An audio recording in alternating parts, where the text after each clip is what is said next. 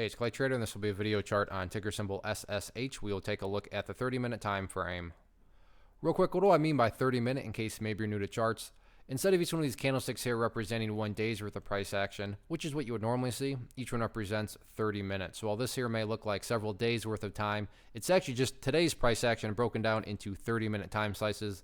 I like to this time frame. I think it does a good job of telling the quote-unquote story of the price, and then makes mapping out where levels of support and resistance a bit easier to see. So I did this one last week after the big move here, and then things kind of cooled off a little bit.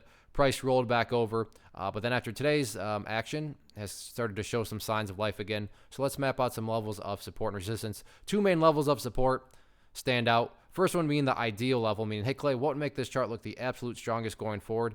If the price can continue to hold up above this point right here at 50 cents, that would by far make the chart look the strongest.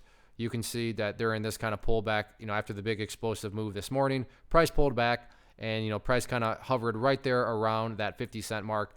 And to give full credit where it's due, the bulls did a fantastic job of holding strong and kind of building the fort there and not letting the bears pass. And preferably speaking, you want to see that continue to happen going forward. Now, if it doesn't, I'm not going to sit here and say that the entire chart's ruined or anything like that. But in my mind, the next kind of pretty much must-hold level, in my opinion, down there at 38 cents. Not saying 38 cents will get tested, but if it does, then yeah, you really want to see the bulls stand up and act like they did back in this portion of the chart, where they just did not let the bears make any further progress. But as it stands right now, I don't want to get too far ahead of myself. Like I already noted, 50 cents is doing a fantastic job of holding up support. But if that doesn't, then keep an eye on 38 cents. Now, what about levels of resistance? If this move is going to continue on upwards and, get back up above 90 cents, where are some of these potential battlegrounds at? Initial battleground to keep an eye on, right up here around that point right there, which is at 71 cents. You can see quite a bit of price congestion right around that area.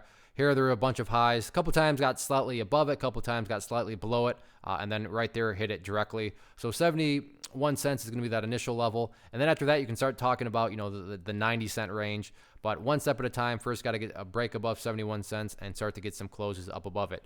No doubt about it, though. Very, very nice day today. So it'll be interesting to see if the bulls can start to build upon this momentum for the remainder of the week. One of the most popular questions I get is, hey, Clay, how do you find the stocks that you trade? So what I've done is put together this free resource guide where I talk about the tools that I use to locate stocks that I find interesting and think may have potential. So if that sounds like something that could add value to you as a trader, then by all means, click right there to get access to the guide. The guide itself is very short and to the point, and like I say, it is free. Thanks for watching. Have a good one.